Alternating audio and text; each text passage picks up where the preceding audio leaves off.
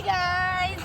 તો અમે આજે અહીંયા આવી ગયા છીએ વારાણસીમાં, જ્યાં બૌદ્ધ ટેમ્પલ છે એની વિઝિટ લેવા માટે.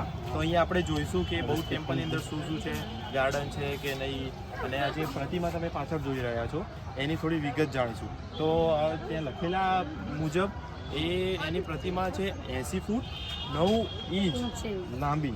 યસ. અને આ જે પ્રતિમા છે એનું ઓપનિંગ થાઈલેન્ડના એક્સ PM દ્વારા કરવામાં આવેલું છે.